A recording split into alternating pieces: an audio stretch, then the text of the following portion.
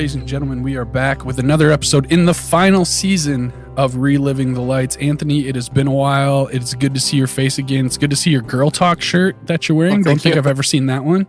I've had this for probably close more than a decade, actually. Yeah. This one's... I was going to say that I've had it since he was actually releasing albums. Yes, I was going to say that brings me back to like 2008-ish. So that's probably, definitely a decade old.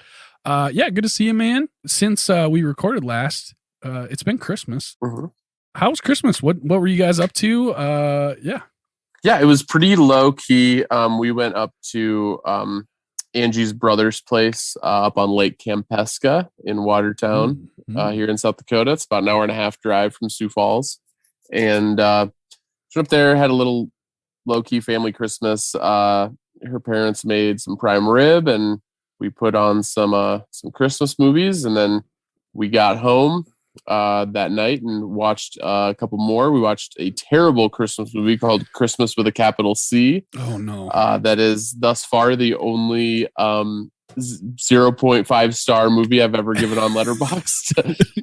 Because that's one of those like pure flicks. Yeah, War on Christmas, over the top Christian God's Not Dead movies, right? Yeah, it was an infuriating watch. So I then made Angie watch It's a Wonderful Life because she'd never seen it, and also because I needed to cleanse my palate. Yep. So we watched that. Angie fell asleep during it, so she was like, maybe next year. But I got a little emotional watching it this year. Absolutely. It gets better every time. I've only seen it 3 times, and it's gotten better each time. It gets better every time, and that's why I was going to give Angie some slack, publicly give Angie some slack, because it's an older movie. It's a different pacing, and it grows on you. And so it does. Angie, we'll cut you a break this time, but come on. This is definitely in the conversation for the GOAT of all Christmas movies. So I would say after this year, watching it again, I would say it would. It's so interesting because I think the first time I watched it, I was so focused on the fact that the last 20 minutes is like the most oft parodied segment of the movie. And I got an hour into it and I was like, wait a minute, this is not the movie I expected at all based on everything I'd seen. So I think I got so focused on that. And then I think the second time I kind of got into it knowing what I was expecting, but this time I really got taken in by the love story. Between George and Mary. And it's one of the best cinematic love stories. I gotta say. Man, yeah, I did not watch that this year, and I'm not sure if Lindsay's ever seen it either. So I know we're still within the 12 days of Christmas here. I told Lindsay she can keep everything up for 12 days, Christmas, and then 11 days after that, because that's like the official church calendar celebration of Christmas. Sure. So I think there's still probably time. We could throw on It's a Wonderful Life, and that would be great. Extend the season, which I know Lindsay will be a fan of. So also the last 2 movies I've made her watch have been, what did we watch? Speed. Awesome. Freaking love that movie. And the reason we watched Speed was because I also made her watch Die Hard, which is also awesome. So I probably owe her a true Christmas movie at this point. Not that Speed has anything to do with Christmas, but I've got Christmas with a capital C on DVD if you ever need me to send it your way. I feel like I could watch it and it would be a good time just for laughing at it, but you couldn't even enjoy it that way. I mean, it had its moments, but even then it was infuriating. It was more upsetting than anything. It was just so, but yeah. Good. Well, we had it's been a good Christmas. We went to Lindsay's. So we did all of our stuff the 2 days before Christmas, so the 23rd and then the 24th. One of our Christmas traditions, I might have mentioned this last year, I don't know, but we always get Mexican food on whenever we celebrate Christmas Eve with our family. We get Mexican food. We go home. We open the kids' jammies, Christmas jammies that they get, and then we put on a Christmas movie. So we did that. Can't remember which one we watched. But I got to tell you, have I mentioned how much Frosty Returns frickin' slaps as a Christmas movie? I don't know that you ever have. Okay. So the classics. You got your Yeah. Pearl and Ives or whatever, Rudolph and Santa Claus Coming to Town, which is apparently a Pearl classic. and Ives. I think Burl Ives is a guy. It's Rankin Bass. That's it. I knew it wasn't right. You give me credit for remembering Burl Ives. Yeah. Come on. Yeah. Rankin and Bass. Yep. So you assume that the sequels aren't going to be good, right? Right, Because, for sure. Because they never are for kids' movies, for sure. Mm-hmm. But we had a except Blu-ray for Home Alone set. 2, Lost in New York. Would you say it's better than the original? Because I sure as hell would. I would not say it's better, but I would say it's on the same level. Yes. If you look at my Letterboxd review, here's the thing: Kevin is completely unhinged in Home Alone Part 2.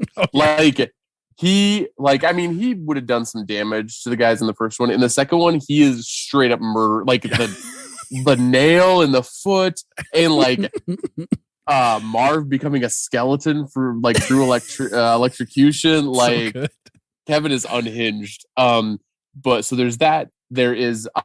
I love the Tim Curry and Rob Schneider hotel stuff. Absolutely, yeah. But I think the clincher is. I think the creepy Levon Helm looking neighbor from the first one is a better the pigeon lady side character than the pigeon lady. So I think that is the one thing. Fair enough. I haven't watched the second one in a long time. That's the one we had on VHS growing up, so I watched it countless times. Whereas the original, I only caught it if I was at my grandma's house watching cable or something. So I am just more nostalgically attached to Home Alone 2. But that's the movie we watched. We watched Home Alone on Christmas Eve. Oh, sure. I gotta ask you though. I will say now that I've thought about it, I just want to say that Home Alone 2 might actually be better because it has President Donald J. Trump in it as himself. Yes, absolutely. That in Little Rascals cameos by Donald J. Trump. I gotta ask you, President Donald J. Trump. As in current president, just below the surface, or every former president is still Mr. President. I'm not saying he's not. I'm just saying that you're just saying, former and current president is Mr. President. So you're right. I saw Senator Tim Johnson yesterday at lunch. He lives in the building across the street from me, and I was having lunch, and he scooted by, and I said, "Well, Senator." So, and he hasn't been a senator in, a few years. So you said he scooted by. He's on a little scooter. Yeah, I know. He had a stroke. I know. Yeah. I don't know why I think that's funny. I don't know how else to put it. Because I knew exactly why you said that. Right. Okay. So here's the question I'm trying to ask you. Mm-hmm. One of the things that you forget about the original Home Alone is that you just assume the whole movie is just Kevin whipping their asses. It's not. It's only the last half hour, 20 minutes. Right. It's just It's a Wonderful Life where there's the part that everybody talks about is the last 20 minutes. Yeah. But there's a whole movie before that. So is the second one like that? I don't remember the pacing of that one. Or do they get into they know why Home Alone was good and so they get into it a little sooner? It's interesting because the second one is so he gets to New York. I would say he runs into Harry and Marv maybe a little bit earlier in the movie. Uh-huh. Well, I mean, time out because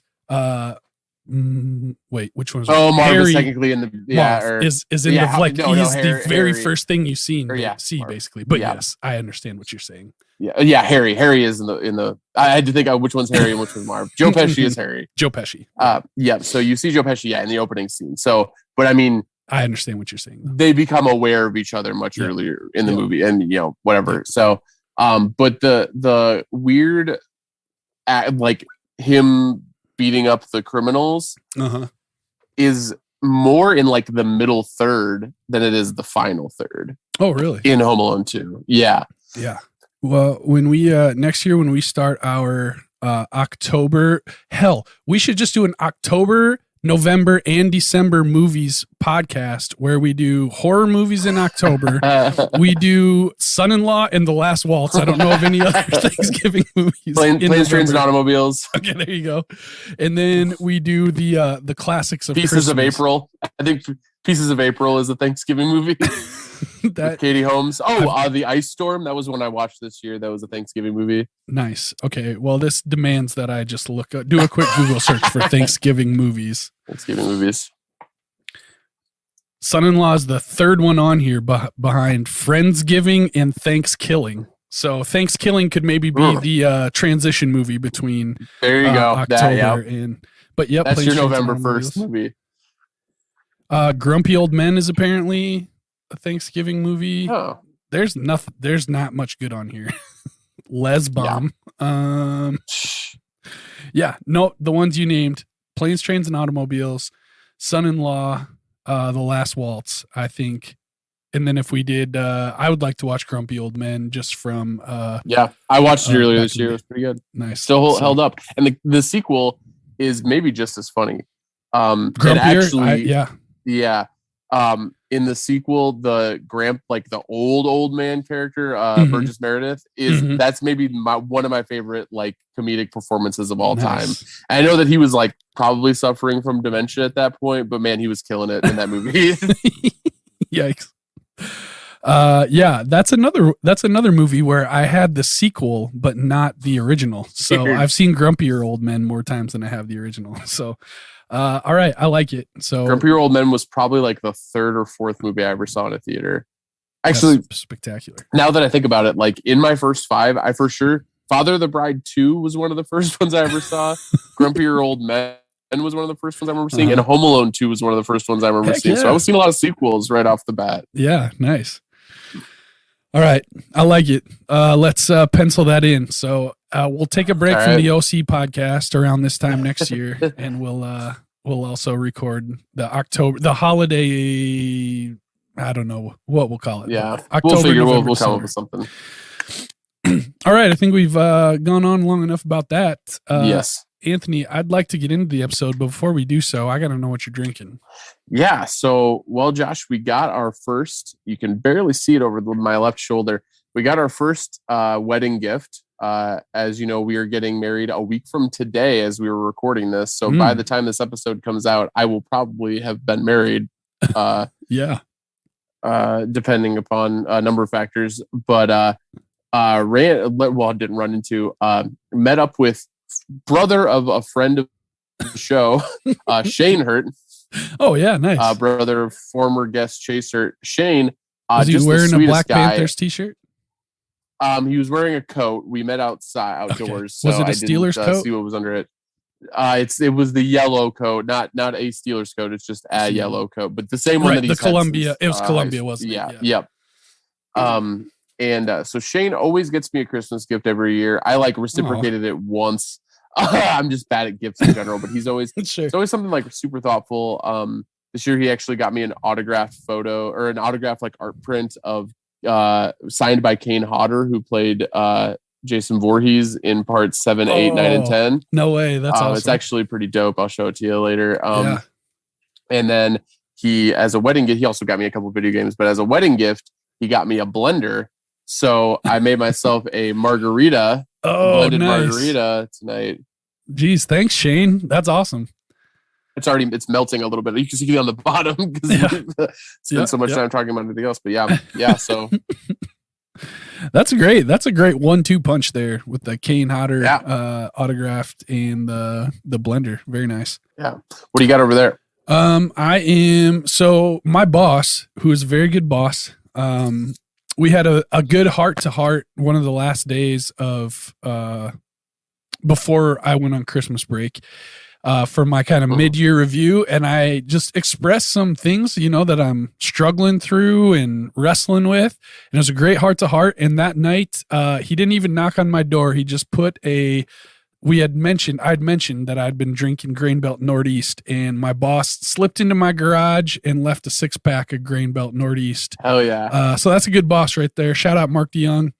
So I got that. And then I also just want to point out, I've got another one on reserve, but my sister got me this Super Duty koozie for bottles. Cause she knows that I drink beer and podcast. So, it's metal. Oh yeah. Right there. So it's supposed to be the real deal. It's a Brewmate. Okay. So that's instead of the old mixing bowl full of ice, I just put one in the brew. Nice. Save for later. So I'll keep it cold. Yeah. Hell yeah. Shout out Martin Blank on the Northeast. Shout out Mark DeYoung. That's what we're drinking. Let's have a quick word from our sponsor before we get into it. Ladies and gentlemen, we are excited to announce this week's exclusive sponsor of the episode, Paul Schreiber. Paul, we appreciate your contribution. Paul Venmo'd me $10. He said, 2 beer emojis for the Reliving the Lights host. The least I can do for hours of entertainment. Paul, at Ducky DPS on Twitter. Paul, we appreciate the beers. We appreciate the contribution. It really means a lot. We're just 2 dumbasses from South Dakota that got bored in the middle of, at the beginning of a pandemic, and just wanted to talk about a show. And so it means a lot that it means enough for you to give us $10. It truly does. It really does. Just to have the beer to keep us going through the podcast, that means the world to us. We're not making jack crap off of this, so to at least have the beer paid for, man. We're far in the hole. But you know, it's all turned out for the overall profit in our hearts. So Paul, thank you. Go ahead and give Paul a follow on Twitter at DuckyDPS. We love to talk to y'all on Twitter, and Paul chimes in quite often, so we appreciate you, Paul. That's it. Let's get into this episode. Let's do it. All right, this episode is entitled On the Outside Looking In. It originally aired November 3rd of 2010. It's rated TV 14. It was 43 minutes long. Does Haven Iron Oak have anything to add to that? Josh, you know he does. Of course. HIO says, Julie starts her college classes and meets an interesting teaching assistant. Tammy Taylor has trouble fitting in with the East Dillon teaching staff. Luke Cafferty's tackle from the last game is questioned. Coach Taylor finds that he's now on the outside and set a new goal. Jess and Vince hit a bump in their relationship. Very informative. Lots of periods and new sentences, not trying to run things on like Movie Dude 1. I'd say the only sentence in question is Coach Taylor finds that he's now on the outside and set a new goal. Yeah. That doesn't work grammatically. I had a hard time. I've had about a full margarita at this point, so I wasn't sure if I was just like, if I had to concentrate a little bit harder, but no, it looks like it's just a mess of a sentence. Yep, that's fine. I'm sure Haven Iron Oak doesn't have a buddy, helping him work through the synopsis like we are about to do, because we are rusty and neither one of us wrote the Movie Dude 2 synopsis. So I've identified just a theme that we can riff off of here, and you and I will just craft it together. We'll see how that goes. We promise we'll get more professional again. We will. Even though it'll be probably like 2 more weeks before we can record another episode because I'm getting married. Yeah, so that's give us a break. Josh got vocal cord pain and I'm getting married, and it was the holidays, the whole thing. Speaking of that, thanks for all your well wishes about that. It's definitely getting better, but not as quickly as I had hoped. So we would love to do a double tonight so we could keep the content coming to you, but I'm just not ready for it yet. So all right. So reading Haven Iron Oak's synopsis right before we recorded, I like that last sentence. Jess and Vince hit a bump in their relationship. So let's maybe just go off of that. How has everyone been hitting some bumps? And let's make it more Movie Dude 1 and say hit a bump in the road. I feel like he would be more specific than just hit a bump. Let's say hit a bump in the road. Okay. Yeah. Well, yeah, let's do this. Jess and Vince hit a bump in the road on their relationship. Mm-hmm.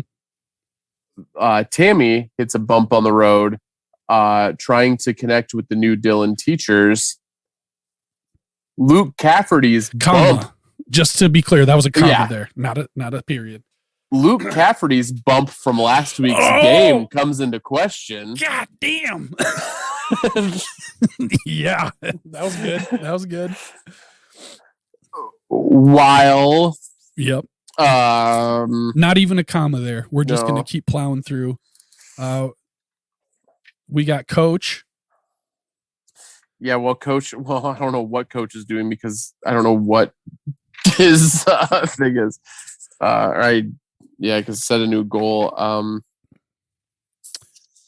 The set a new goal was what he writes on the whiteboard, I'm sure. How about this? Okay. Vince and Jess hit a new bump in the road on their relationship. Tammy hits a bump in the road with her new teaching staff. Luke's bump from last week gets called into question, and Julie gets a surprise bump in the road of life when she meets a new older man. Yep. I got to get that down. All right. Got to be honest. I think you kind of nailed that, at least considering the circumstances. So I learned from the best. Movie Dude 1. We miss you, Movie Dude 1. All right. So that's the Movie Dude 2 synopsis. Yes. Oh, I thought you were going to add something. No, I do. I want to say before we jump into the episode, we do have to talk about something. Oh, and that sounds serious. A birthday gift that was given to me by my fiance. Oh, yes. By the time that this episode is released, probably my wife.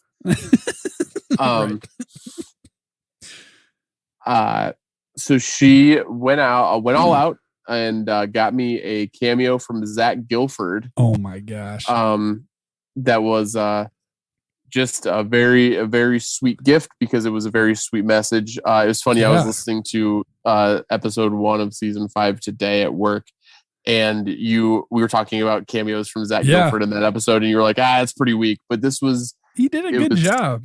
It was very sweet. So we'll be sure to post that on the Twitter when this episode is released. Yeah.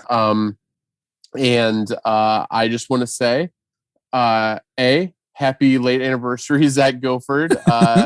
His wedding anniversary was December 29th, the day after my birthday, a week before my wedding. He let you know that for sure. He did let me know that. And second, Zach, come on the show. Come on the show, Zach. This is a good time for you to finish the series because he also mentioned in the cameo that he had never finished the series. And number 3, if y'all are out there listening and you're on Twitter, tag Zach Gilford and us in a tweet. Yes. A, telling him that you loved his cameo for Anthony, the host of Reliving the Lights. Yes. B, to listen to the show and finish the series because he has never finished the series of Friday Night Lights. That's and insane. 3, come on the show, Zach. Come on the show, Zach. Come on, man. I think we should go ahead and play the audio at least on here. Mm-hmm. Okay, here we go.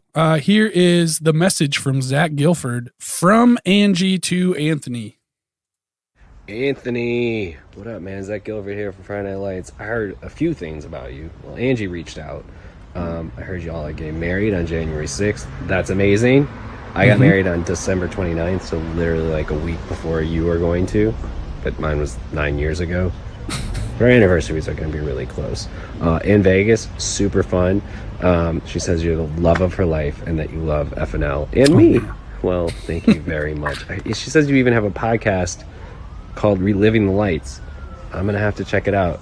I've never actually finished the show, but it's always interesting hearing people's takes on things. So maybe I'll look into it and listen to a little bit of your podcast. Yes. But she says you love FNL like Buddy loves the Panthers. That's super sweet, man. Like, it was an honor to do a show that connected with so many people so much. But most importantly, December 28th, the day before my anniversary, is your birthday. And happy birthday. I don't know how old you're turning. If you're just getting married, who knows? Maybe you're 21, maybe you're 31, maybe you're 41. It doesn't matter. Have the best birthday. Have the best wedding. Have the best life. I'm so happy for you guys. Angie, thanks for reaching out. All right, y'all. Clear eyes, fill hearts, can't lose. Peace. Heartwarming stuff from Zach Gilford there. Mm-hmm. Fantastic job. All right. Well, thanks for sharing that with us. Shout out Angie for getting that cameo. Yes. Fantastic. All right, let's get into it. This episode starts out with, we got our little opening montage here with Slam and Sammy. The thing I want to talk about, welcome to Buddies.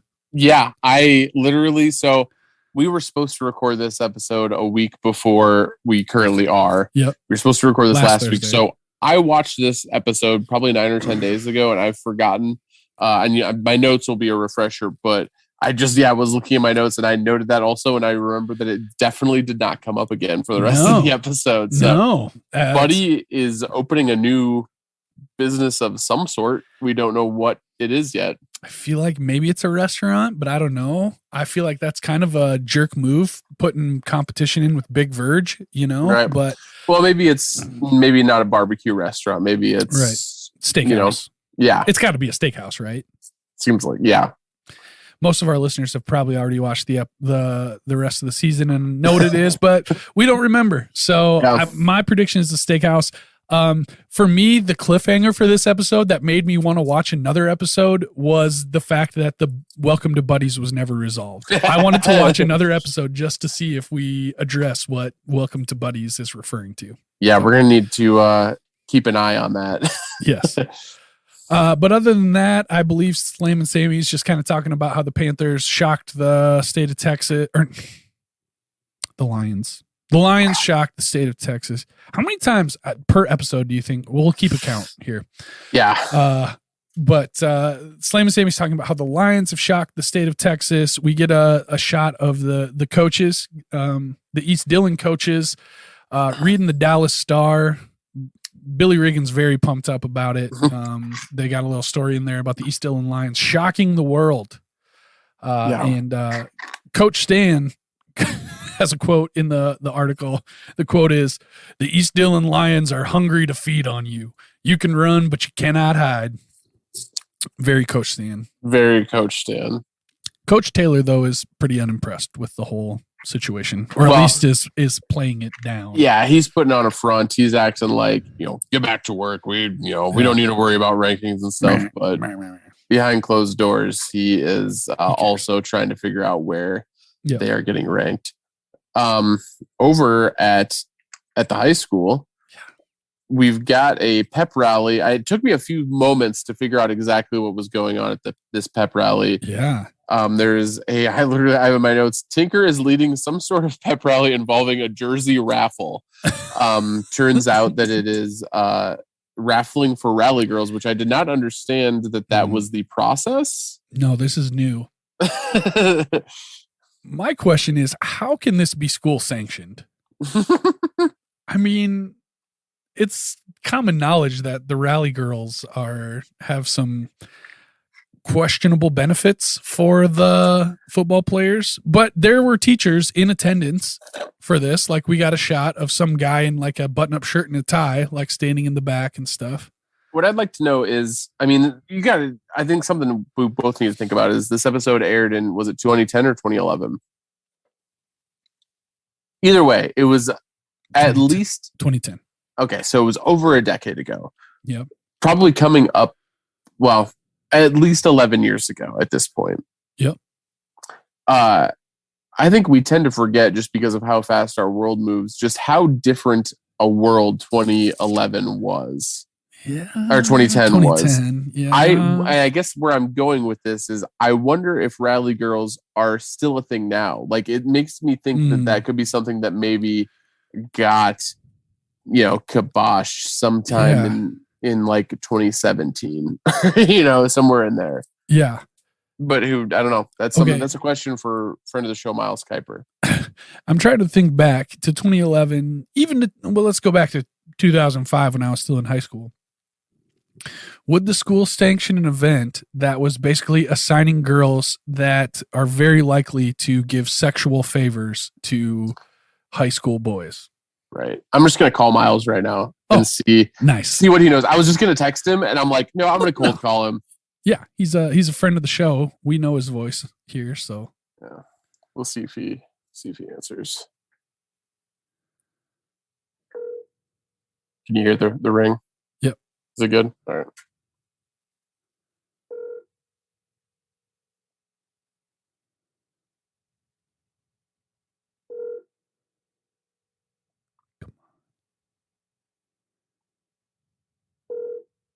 I feel like 4 rings is it's not gonna happen. Well, this is Miles Kuiper.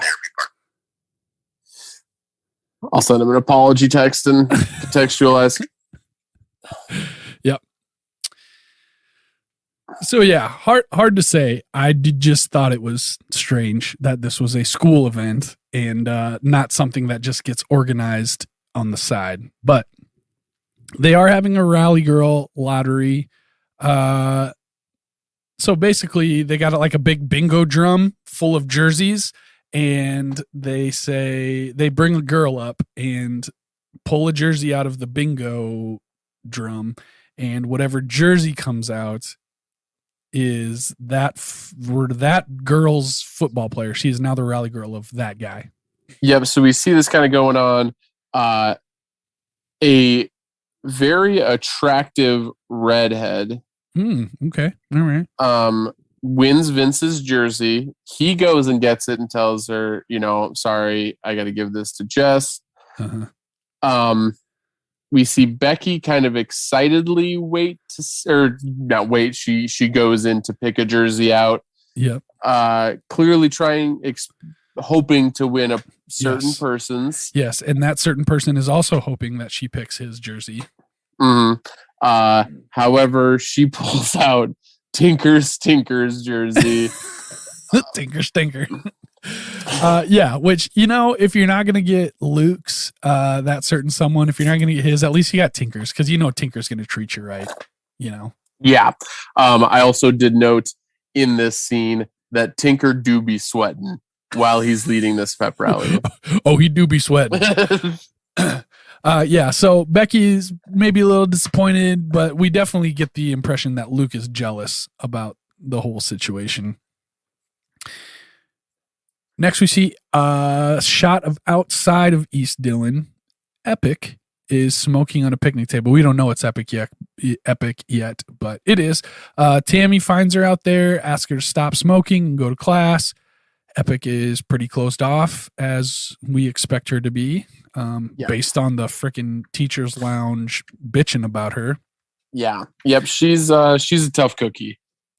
She has no interest in hearing what Tammy has to say, and she just gets up and leaves campus right in front of Tammy at the end of their conversation. She doesn't even go inside the class. She just leaves. All right, next, Coach calls Vince into his office. Vince has gotten some letters from big universities that have interest in him. It's like the first day that they can send out that kind of thing, initiate contact with juniors in high school. So we find out Vince is a junior. I don't know if we knew that already, but we didn't think I did, but yeah. Which means he was a sophomore last year. So it's another one of those. Because I feel like they knew that this was the last season, like going into season 4, even. I think that they knew, like, okay, season 5 is the end. So yeah, I don't know. It seems like you didn't need for him to be. Anyway, doesn't matter. Right. Maybe if it was his senior year, like that would have to take a much bigger role in the season than they wanted to, right? Like that's possible. But Vince, has gotten some letters from big universities. Coach seems pretty excited for him, but maybe a little worried too when Vince leaves. I felt like there was a little look of like, okay. But Vince is pumped. He can't believe it. It appears he never even really thought that was an option. Yeah. So, he's pretty excited. Next is the opening credits. And I just want to note that I had one of those like, man, I love this show moments during the opening credits. That just happens periodically from time to time. So I want to make a notice of it. Oh. Next, it's practice. Yeah, we've got practice. Luke and Tinker just can't stop talking about where the Lions are going to be ranked. Yeah. Coach kind of gets on them. Billy gets on Hastings' ass for resting during practice too much. Yeah, fair. And Coach kind of pulls Billy aside and says, hey, go easy on him a little bit. So We see maybe Coach has a bit of a soft spot for whatever reason for Hastings. Maybe he reminds him of Peter Berg's character. Yeah, I think he just knows that Huxton Ruckleberry's not necessarily cut out for football yet. He hasn't got I mean, ostensibly this is his first week of practice. Yeah, right? So he doesn't know what this is all about yet. He can see the talent in him. He doesn't want him to scare him away. Yep.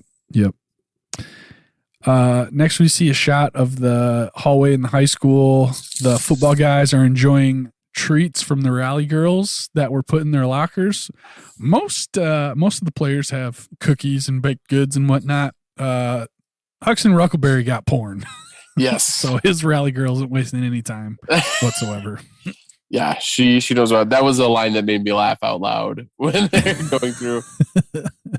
I got cookies. I got Rice Krispie treats. I got porn. But meanwhile, also we find that Vince did not get anything. Yeah. So he goes to talk to Jess, who is supposed to be his rally girl because he turned down Maura. Jess says, maybe the rally girl thing really isn't for her. Vince says, all right. So I should go get a rally girl. It would drive you nuts if I had a rally girl. Jess assures him, no, I'll be all right. And so Vince's like, okay, and walks away. But Jess has a pretty worried look on her face. Man. Yeah, this is a real strike one. Come on, Vince. Yeah. Think about this. Strike two, as we find out later, he goes back and picks the same girl. Yeah, could he not have gotten some other less horny rally girl, or I don't know. No, I was going to debate you about the hotness of Maura, but I'm not going to do that. I feel like we don't need to go there. Okay.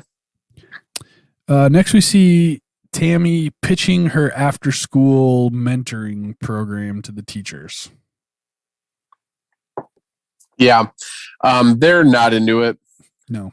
At all. They're kind of rolling their eyes about the whole thing. Yeah. Kind of being real dicks about it all. Yeah, it's just a general continuation of what we talked about last week, or last episode, where it's just kind of she's coming in, she's got all these ideas, and the rest of the teachers are already jaded.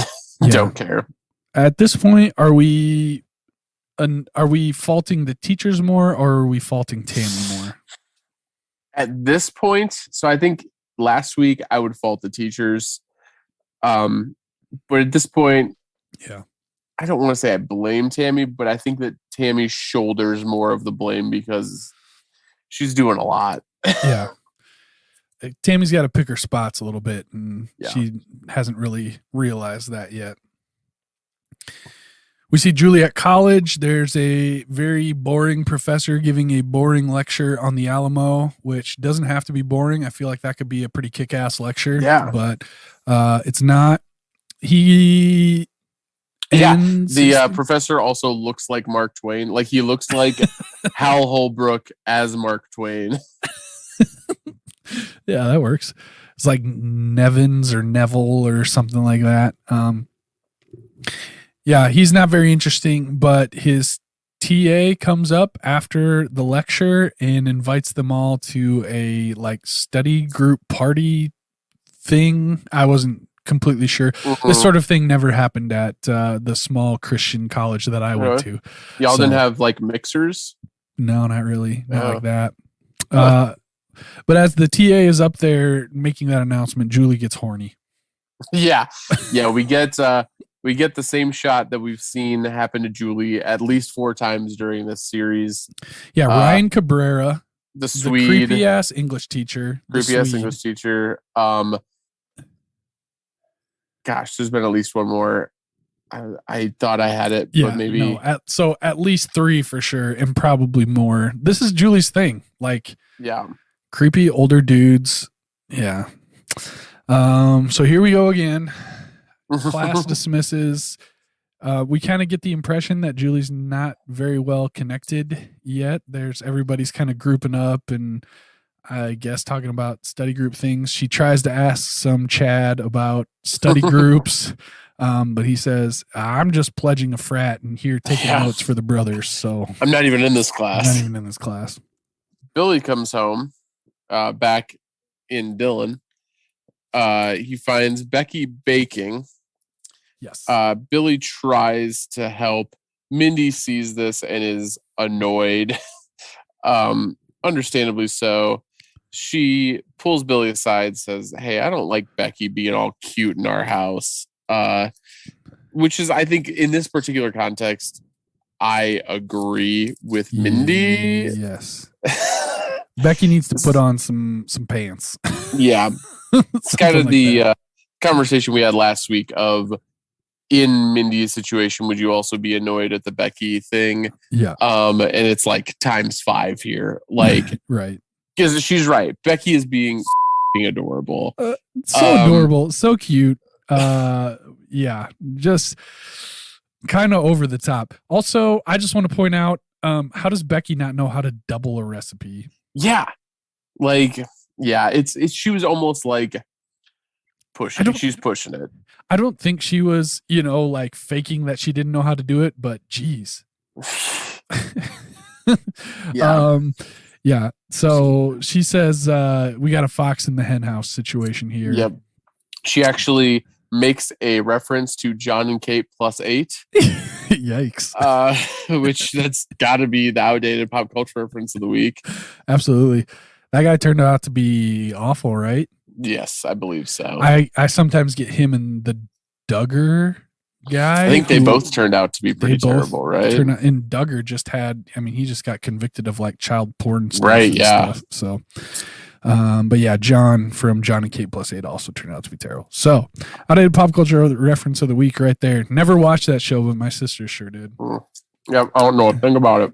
At Vince's apartment, he's waiting up late for his mom to get home to show her the letters from the universities that he got. She kind of is really worn out from her day, kind of goes on about that, but he eventually gets the letters in front of her, and she is more than thrilled. He tells her, where do you want to live, Ma? You want to live, California? You want to live in the mountains? You want to live on the beach? All this stuff. Says he's going to take care of her. They don't have to worry anymore. So we get the point that this is like a life-changing thing for the both of them that we're looking at here. Yep. Even just the opportunity itself is life-changing. Yep. We get a short scene of Coach. He's checking the rankings, and we learn that East Dillon is not ranked. Yes, and he is disappointed by this. So his I don't care shtick is obviously not true. But yeah, not ranked. They ask Gracie what she wants for breakfast. She says mac and cheese. It's apparent that she has not yet developed a grasp of human breakfast food. She's got to dial that in a little more as she gets acclimated to the Earth lifestyle. Gracie Hogan. Next, Principal Levi. We get a little short scene. Principal Levi telling Tammy it's not that he's against what she's trying to do, but she's doing it all wrong. You got to build up some allegiances first and then hit them up for help, which wise words from Principal Levi here. And obvious. This is a guy who's been around the block a few times. He knows what he's talking about. So absolutely. We get another scene where Vince's new rally girl, she's asking Vince for his address. Yeah.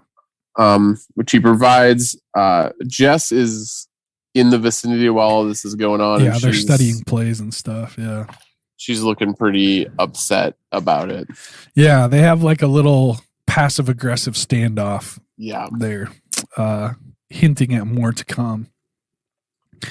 Over at practice, the Lions got no zipper pep here.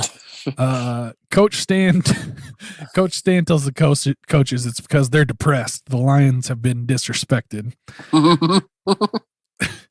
So there's a little water break. All the players go over to the water coolers. There actually are people like watching the practice, which is a good development from last season. So you got people up in the stands and Tinker or Luke. It's not just Big Virg and his boys. Yep. They ask him, hey, what do they got so and so ranked? And so they get fired up about the rankings again, insisting that it's a conspiracy against them. They're all worked up. Then Coach gets all worked up about them getting worked up. He makes Tinker run, and they have to start the practice over, apparently. Julie is at college. She walks in on her roommate in bed with a dude. Mm-hmm. Tammy calls her to ask how things are going. She's seeming a little overwhelmed by the entire college experience. I think we've maybe got a potential Rebecca from Son-in-Law situation almost happening.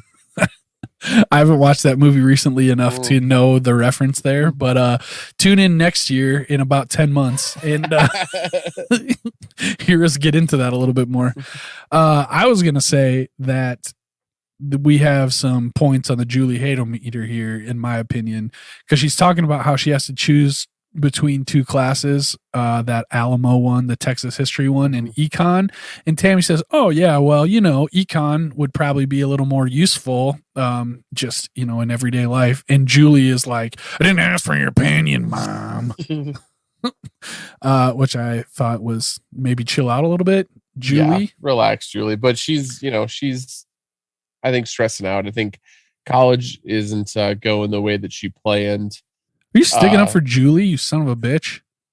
Only in the sense that, and I think it's only because I made that son-in-law reference, and it's making me think of see, I'm lost of that she she had the tough time in the class. She's trying to find a study group. She just doesn't know.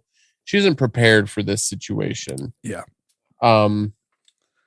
Which is it's interesting to me, like always talking to people, and I'm interested in your take on this too, because I was really bad at high school, but I was really good at college. Yeah. I mean, not really good, but good enough. I get it. Yeah. Because for me, like high school was like constant homework, and that was like so much of your grade. And like I had so many classes in college that were literally just like show up, take notes. There's 3 tests. That's the class. Like maybe you get like 2 quizzes in there. Yep. Which I'm a test guy, 100%. Yeah. And sure, like, too. It's always fascinating to me having that be my strength, seeing people who like excelled in high school, like just completely struggle in college and just not know how to adapt to it, Yeah. Yeah. So, okay. I think that's maybe what's going on with Julie here. Just trying to be a little bit empathetic. But yeah, she definitely, she's still in my negative side here. She's gonna get involved, it seems like, with this TA, which is such a freaking Julie move. So I will concede that Julie is probably no harsher to her mom in that conversation than I was to my mom in those conversations when I was a 18-year-old freshman in college. Julie just called her mom out of the blue. I never would have done that as an 18-year-old in college. I think I once went like 2.5, 3 months without calling my mom or going home for college, at college my freshman year or so. So maybe I'm ranking pretty high on the Hadometer. 18-year-old Josh ranking pretty high on the Hadometer. So need to lighten up a little. Well, I'm glad that we talked that out. I'm sorry, Julie. Amy Teagarden, come on the show. Yes. Meanwhile, Vince and Luke, they're eating at a different barbecue restaurant. Yeah, it's not Big Verge's. Than Big Ray's Verge's. barbecue. Yeah. I almost wonder if what if it's Buddy's? Oh no, Buddy. Oh, come on, man. I'm not saying it is. It just struck me. It's strange that they're eating at this restaurant, but the gentrification of East Dillon begins. They meet this local business owner. Was he like a furniture store guy or something? Garden shop. Yeah. Yep. Landscaping and garden shop. Yep. He buys Vince's meal. Luke is being real weird in this whole situation. He's like, hey, I'm a football player too. I also am on the team. I'm also good. And the guy is like clearly not interested in him, but he is kind enough to at least buy Luke's meal as well after like already offering to pay for Vince's in front of him. Okay, to be fair, it is Vince that is saying like, "Hey, this is Luke. He's a football player too." I know it's been a little bit since you watched it, and that's my fault. But Luke is weird anyway, though, because he's like pissed off, and Luke is like asking Vince if Huxton has been pissing him off lately, and Vince's like, "Man, you've been angry a lot lately. You need a hug or what, man?" But yes. Vince is definitely getting the majority of the love from Bob from the garden store here. Yeah. Bob reluctantly buys Luke's meal. Next, Buddy tells Coach he'll be getting a call from the athletic administration about Luke's big hit last week, which listeners from last week will remember that I was like, that can't be a legal hit, right? That was... borderline, which it's still debatable whether it was a legal hit or not. Right. I think we as an audience are supposed to infer that it was indeed legal. To be fair, hell of a hit, and would not be legal in the NFL these days, right? That's like if you leave your feet, that's not legal. But in 2010, in high school, Texas high school football would have been. They are going to have a hearing about Luke's big hit that was borderline illegal. And depending on how that hearing turns out, Luke might get suspended for, I think, just a game, maybe. Yeah. But got a little bit of drama going on with that. Yeah. And meanwhile, over at college, Julie decided to go to that little college mixer. Yeah. She sees that TA watching an old... I had a hard time determining what was going on with this football game. This is weird. He's like, "Oh, it's a classic, but it's not a throwback." And she's like, "Yeah, it is." Like I was like on that track too, because right away when they showed the football game, I was like, he's yelling at like a classic football game on ESPN Classic, because very obviously by the uniforms, it was obviously an old game. Like even in 2010, those looked like uniforms and equipment from the 1990s. But then I think he was talking about a play that happened, a 36 throwback. Oh. And Julie was saying like, yeah, this has the 36 throwback. And he's saying, no, it's not a throwback. So I was also like confused by this.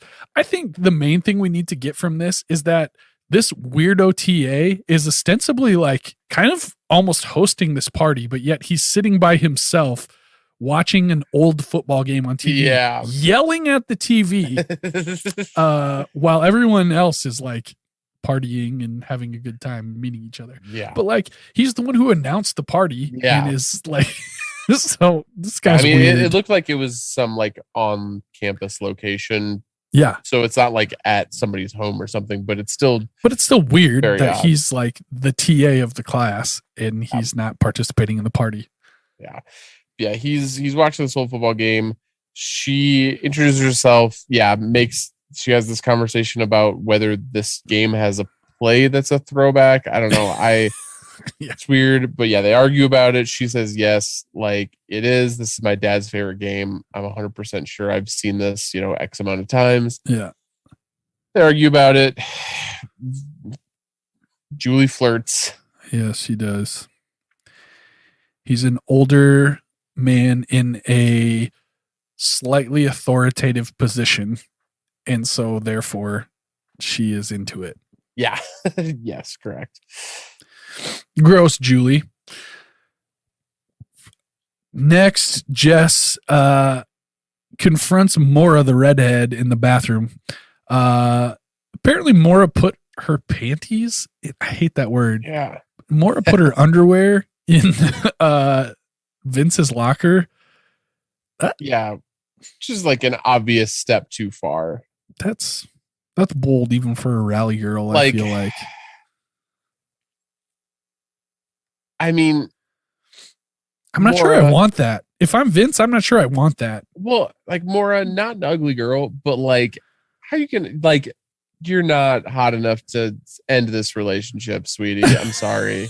This is Jess we're talking about here. Yeah. Jess had some moments where she smiled big in this episode. We're just like, oh my gosh, Jess, So beautiful.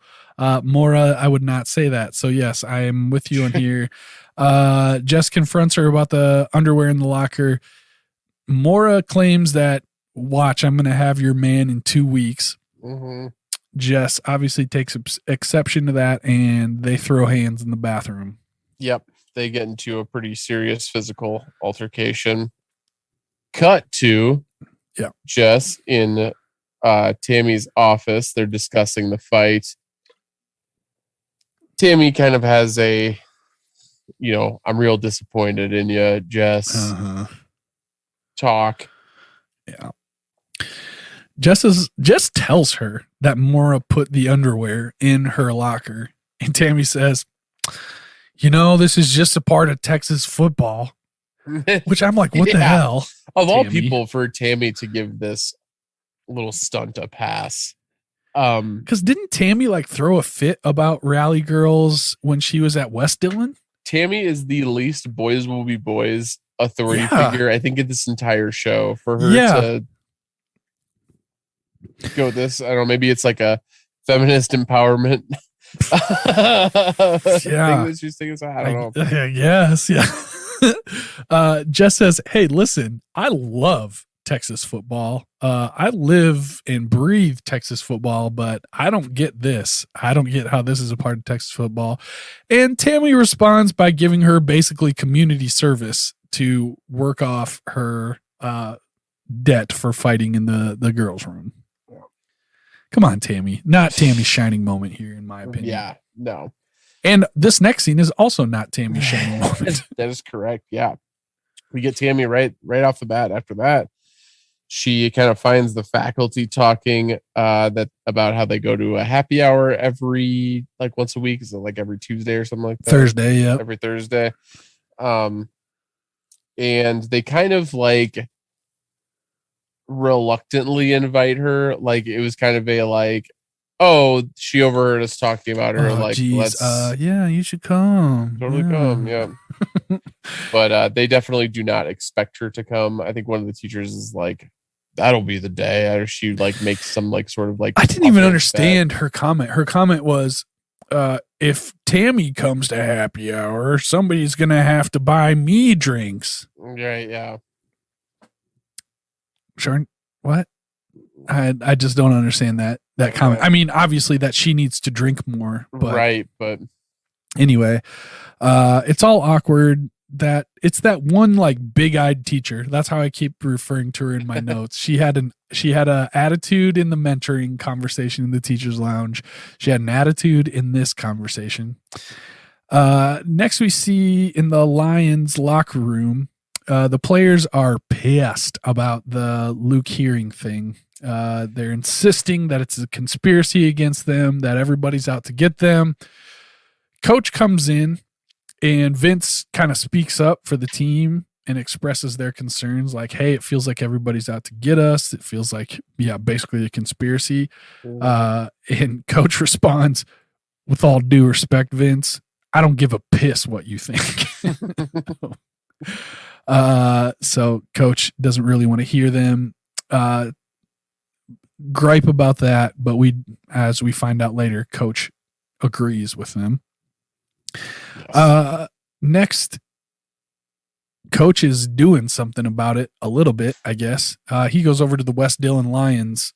God, okay, that's 2. Somehow I mixed up. I did it the opposite way.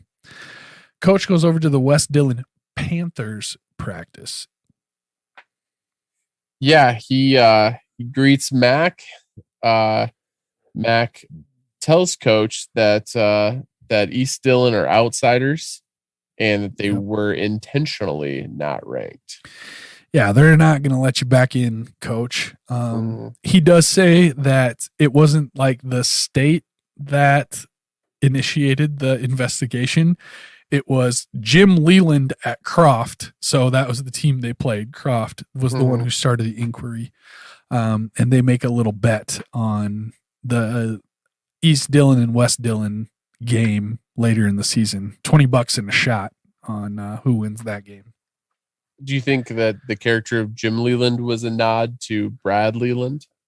Oh, damn. I knew that sounded familiar. How did I not make that connection? Yeah, I think it was. I think it was a little homage to Brad Leland. Okay. Next, another bad look for Tammy, I feel like. Yeah. What's going on in this episode? Angie in this scene was like, Julie's been gone like a week. We get a scene where Tammy and Coach are already turning Julie's room into an office. Yeah. For Coach. And yeah, it just weird look. That's weird. And then I feel like what she talks about next is weird. Tammy's like, they're in Julie's room talking about turning into an office. Tammy is bitching about the teachers not wanting to like join her mentorship program, but they'll invite me to happy hour. Yeah. Yeah, Tammy. I don't understand that. Like, those are two very different things, and maybe you should start with happy hour and then ask them to be in the mentorship program. Tammy is not a great look. Spoiler alert, we're still going to nominate her for MVP of the episode. 100%. But I can't believe these teachers won't do something not fun, but they'll invite me to do something fun. Yeah, great logic, Tammy. She tells Coach about the happy hour invitation, which is at Rivera's, and Coach is like, "Hey, Rivera's, that's a great place. Rivera's is a happy place." And then he also says, like, "Hey, maybe you should do this. You know, they won't join your mentorship program. It is a good opportunity." And he says the line, "It's easier to get flies with honey than it is vinegar," which is not like a strange line. That's a very common saying, but I felt like his delivery was very Steve Brule. It was like weirdly paced and kind of, mumbly. Reliving the Lights, big fan of For Your Health. Yes, with Dr. Steve Brule. We're very pro Dr. Steve Brule, very pro John C. Reilly. 100%. Coach tries to make a little move on Tammy here to have a little sexy time, but Tammy shuts him down on account of it being their daughter's bed. So I think that's fair, Tammy. Yeah, that would have been a real... Yeah, I don't know. Don't know about that. Next, Tammy catches Epic smoking in the girls' room. Yep. She walks in, finds Epic. She drags her. She says, "How come you're not in math right now?" Epic seems a little bit confused at how well Tammy knows her schedule. Yeah. But Tammy kind of drags her to class.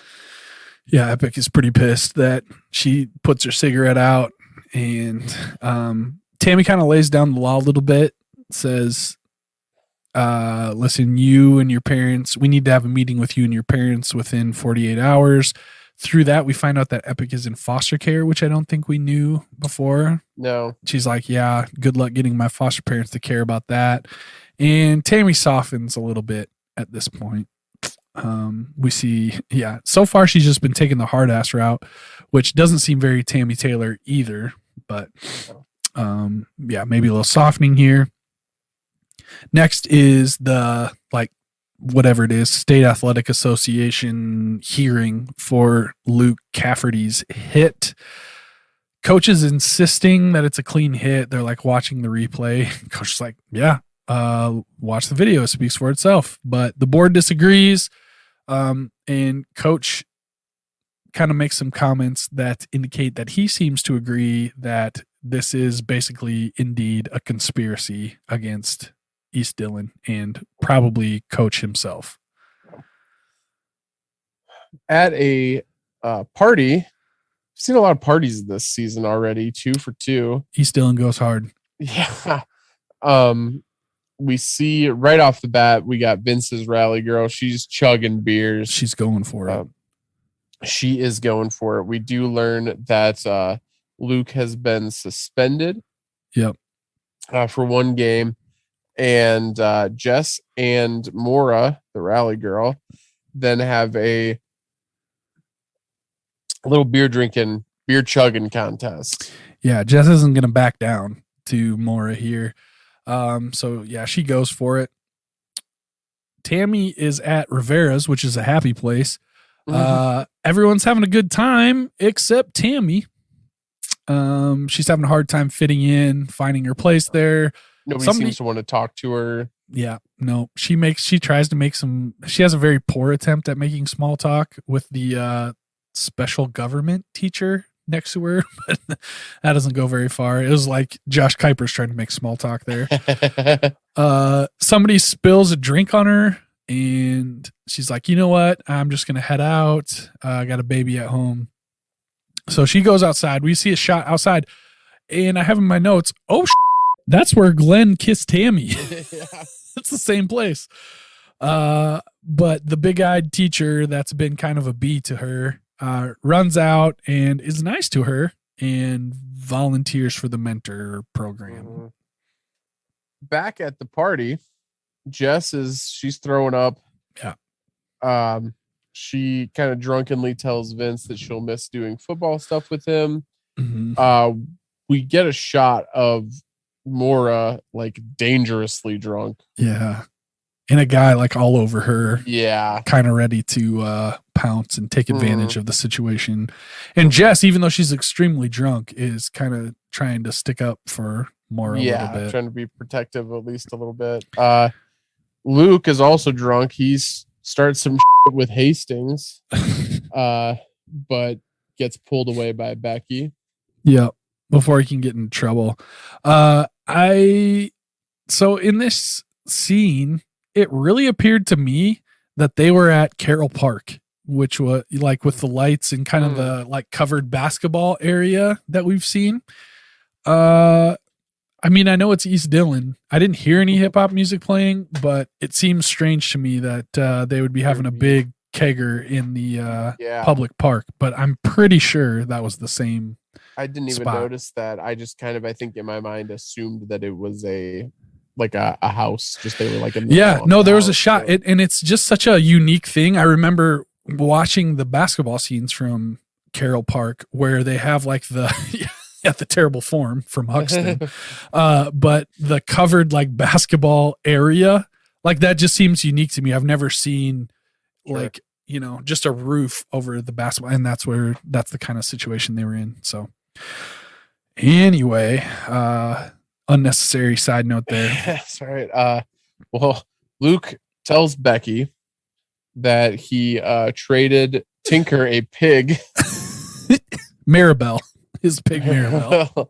Is this the pig that Tinker was kissing in the last episode? I'm assuming so. He straight up says Tinker is in love with her. And he's trying to kiss her. This is weird. I'm considering revoking Tinker's MVP status from last episode, pending an investigation. There's laws against this kind of thing. Into what's going on with Tinker and this pig. I'm increasingly more like, let love be love, but damn, Tinker, this is pushing it. Yeah. Yeah, very weird. But yes, Luke has obtained Becky as his rally girl. He does invite her into his house. I got to assume his parents are there. So that's knowing his parents and their attitude towards ladies and especially Becky. That's a pretty bold move, even for drunk Luke. She does decline. She leaves, but they have a nice moment on the porch.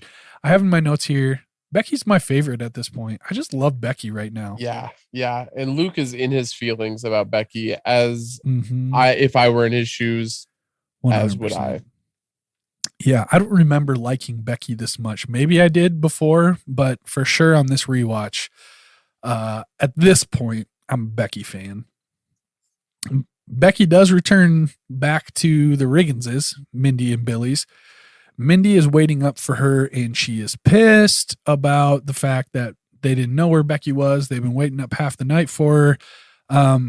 Becky has this line that kind of breaks your heart a little bit. Becky says she's not really used to people noticing. Mm-hmm. Damn. But you can tell that even though she's in trouble, Becky actually feels pretty loved at this point. This was a weird, almost like character tonal shift for Mindy, who went from like being pissed about this entire situation to I thought it was interesting. We got a shot of where in the background we see Mindy talking to Becky, and she's like, "We've been waiting up for hours." And in the foreground, Billy Riggins is passed out and not caring at all about where Becky is. Now, to be fair to Billy, he's got the baby on his chest, so it's not like he's like passed out drunk. But I thought Mindy is still annoyed, but it's obvious that she does care. Yeah, she seems genuinely like caring and maternal in this scene, which she had not seemed toward Becky prior to this scene. No, not that we are feeling any positive feelings towards Mindy. Not. We are beefing hard. Yep. Not interested in any positive conversation about Stacey Oristano. No, absolutely. Or Derek Fisher. Is that his name? Phillips, I was thinking, but maybe it's Who cares? We're beefing. Yeah, we're beefing. Come on the show, guys. Next, Epic is waiting for Tammy outside her office. When Tammy gets there in the morning, Tammy seems a little surprised to see her, but Epic says, "I'm here for our stupid meeting we got." So we saw Tammy soften a little bit last time they interacted, and maybe Epic is responding to that and maybe softening a little bit herself. Yep. So it shows what we know about Tammy and her methods. She proved something to it. Fair enough. The creepy TA back at Julie's college, like runs her down in a parking lot. Hey, football! You'd run Amy Teagarden down too. Well, yeah, but not if she was 18 and I was like 30. He's a TA, so we got to assume that he's like a grad student. Okay. So he's like 24. She's 18. You'd run her down. Mm-hmm. He's still terrible. And I don't blame the TA here. I blame Julie. This is Julie's thing. So anyway, yes, he runs her down, says, "Hey, you were right about the football game," with a 36 throwback, whatever that means.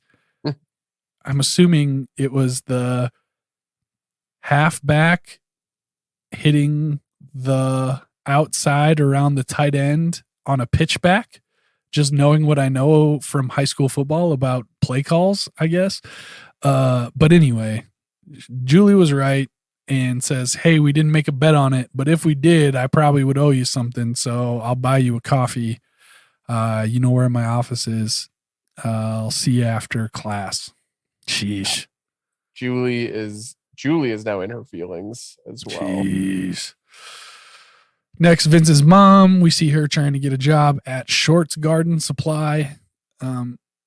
He's not really impressed by her resume because she has a gap in 2008, which is when ostensibly, or we would assume that she is. I can't use this ostensibly twice in one podcast. We would assume that is when she is pretty strung out and or in rehab. No, not in 2008. Financial crisis. Who knows what happened? This is just an example of why resumes and gaps in resumes are BS. Yeah. Who gives a crap? But even though he's not impressed by her resume, he basically has told Vince, "Hey, if you need something, let me know." And so he gives her the job. For the final scene, it is pregame before the Larrabee game, and we find out for sure. Well, no, we already knew for sure that there's going to be no Luke in the game. And I think it's Slam and Sammy or somebody says, they're sending a clear message to the Lions. Y'all better watch yourselves. Next in the pregame, we get a little locker room scene here. Yep. Coach goes to the whiteboard and writes one word: state. Mm-hmm. The team loves this. That's exactly what I have in my notes. The team loves it. Coach says, let's go. And they run out to the field. That's it. Roll credits. End of the episode. We'll be right back with our awards for the week.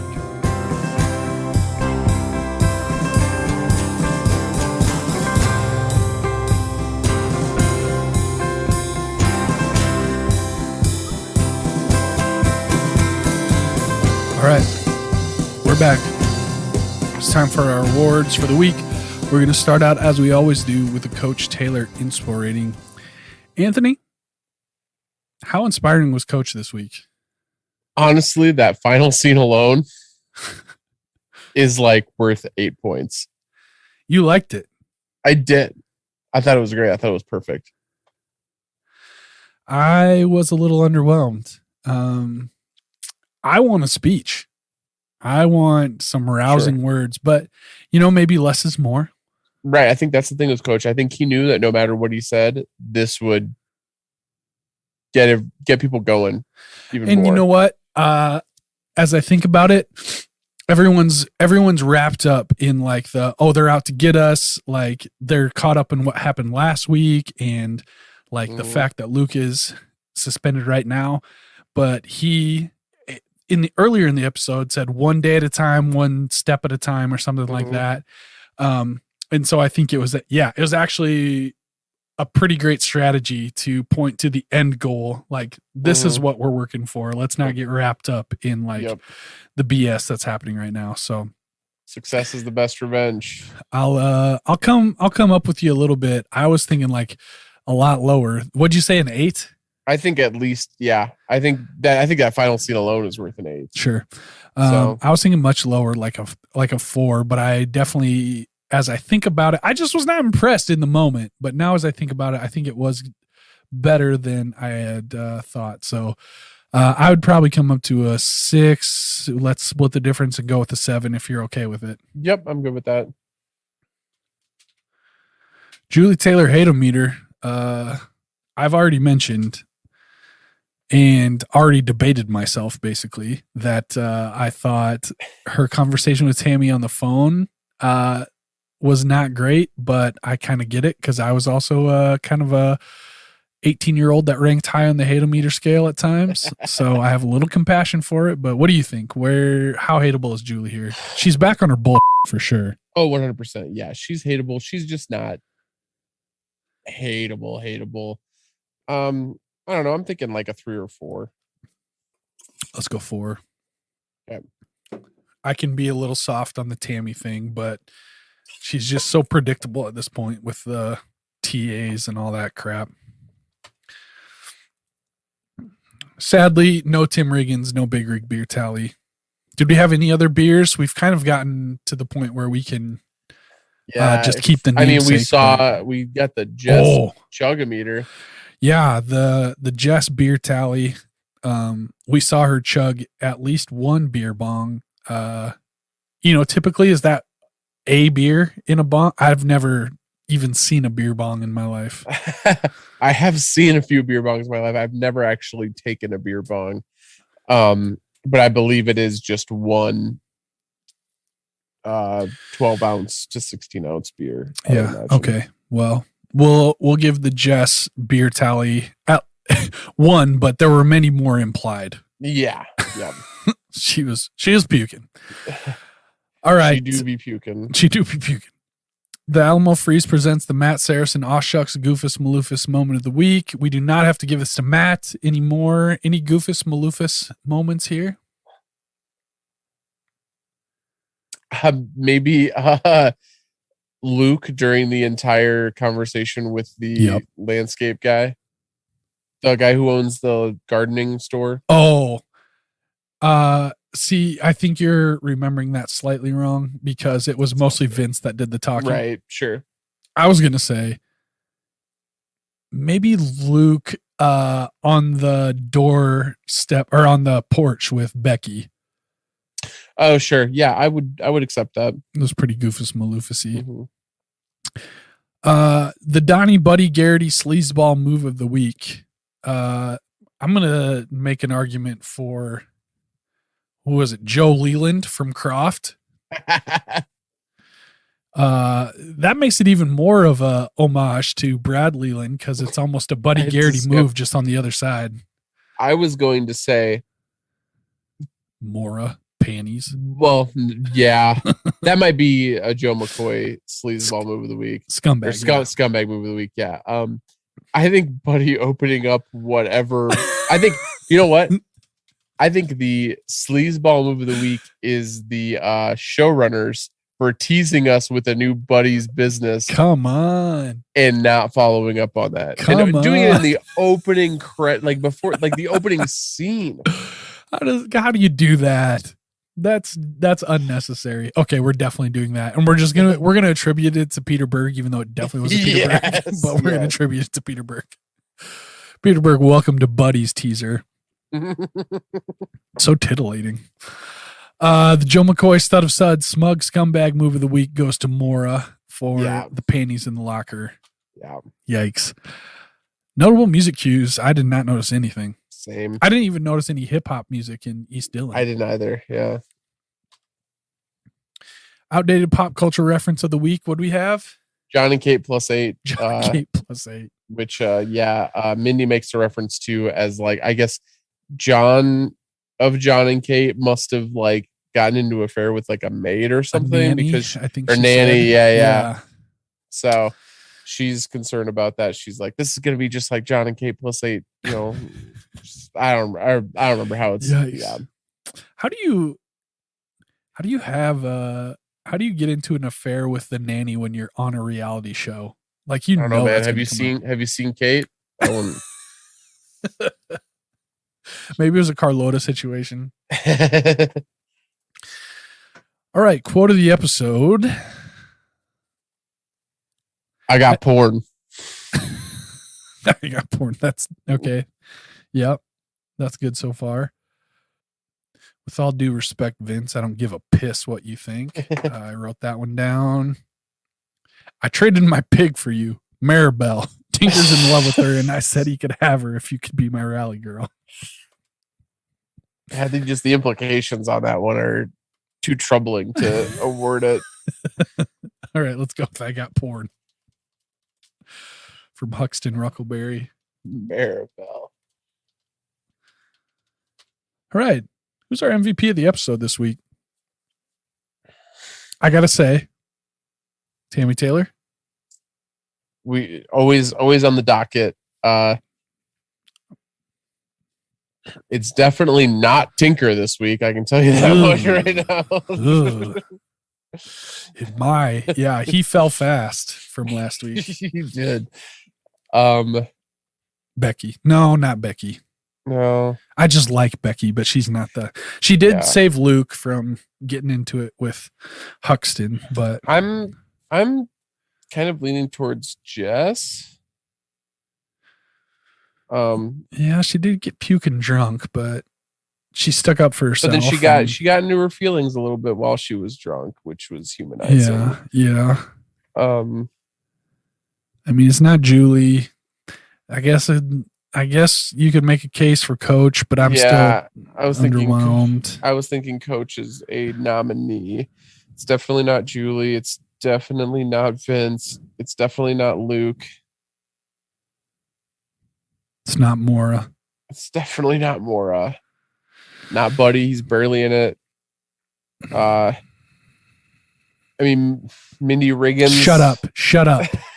I was thinking it, but I wasn't going to say it. You went there. Sorry. I don't think she's there yet. She made a nice turn, but she's not there yet. Okay, so I think we go with Jess. All right. I just need to get us away from Mindy Riggins as quickly as possible. Right. Jess We'll do Jess. Episode rating. What do we think? I enjoyed it, but I don't know if that's just because I hadn't watched Friday Night Lights in a while or not, or what. Yeah, I thought it was good, but didn't stand out by any means. I'd think, like a light 7. It's a typical 7 right here. Yep. Yeah.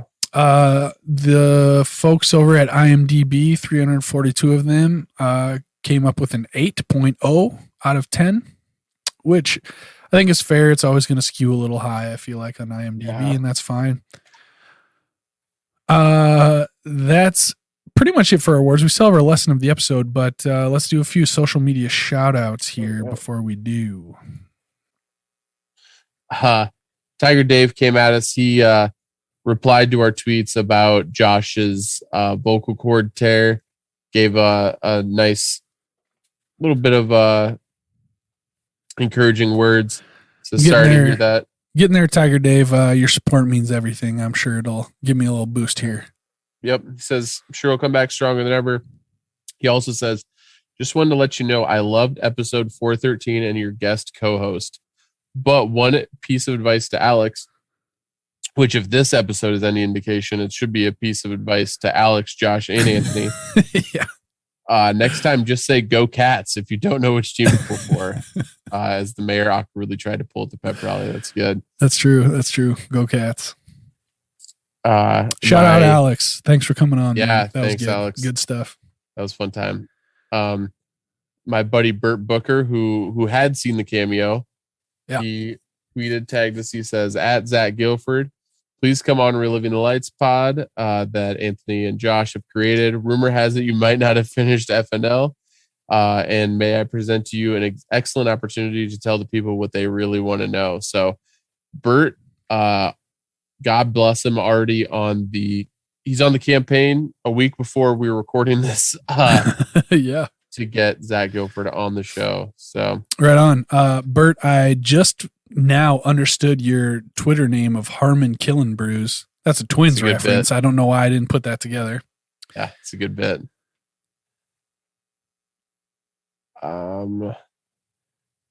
Looks like Matthew Taylor. I'm assuming he's got a little GIF from. I thought that was Training Day, but that's not Denzel Washington. But I think he's responding to our tweet that says, if you want to contribute to our buddy fund so that we can purchase a Brad Leland cameo. So Matthew Taylor, let's get this done, man. Thanks for supporting. Yeah. Let's get Brad Leland on the show via cameo. Matthew also let us know that he loved the season 5 premiere. It's an amazing episode as always. Thank you, Matthew. Much appreciated.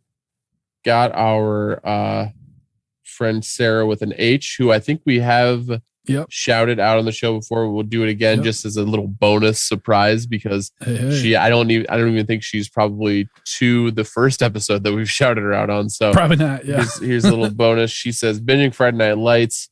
Just watched season 4, episode 6, partially because the show is very good and partially because I want to be able to listen to some of Reliving the Lights live as it airs. Yeah. So we hope you get there too. Yeah.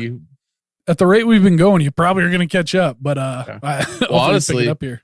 Our show is probably more of a burden to get through than no doubt. Than Friday Night Lights. It's like 3 times as long at least. So Sarah, thank you so much for listening.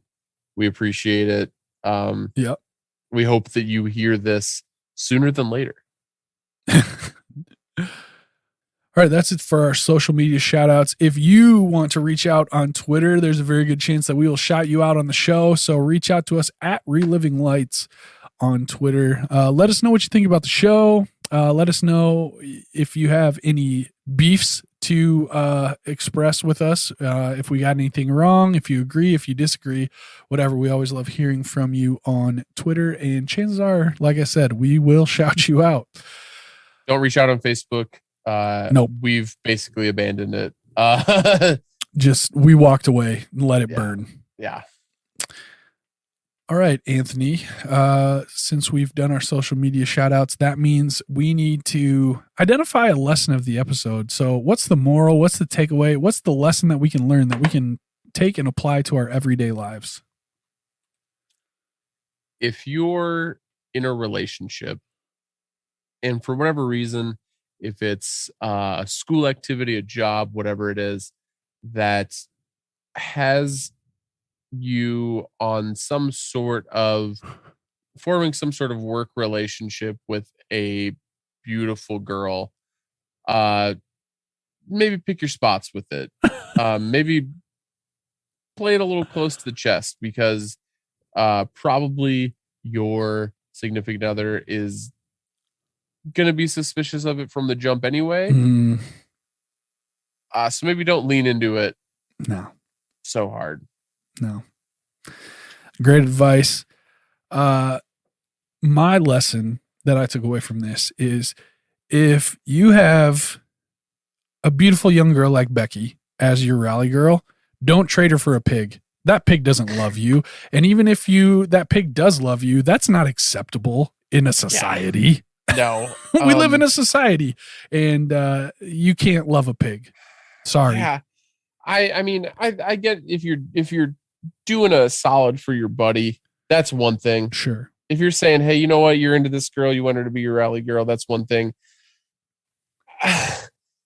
But let's maybe leave farm animals out of the equation. Tinker stinker.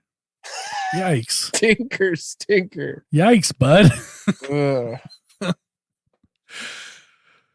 All right, we'll end there for the week. Before we go, I just gotta say something.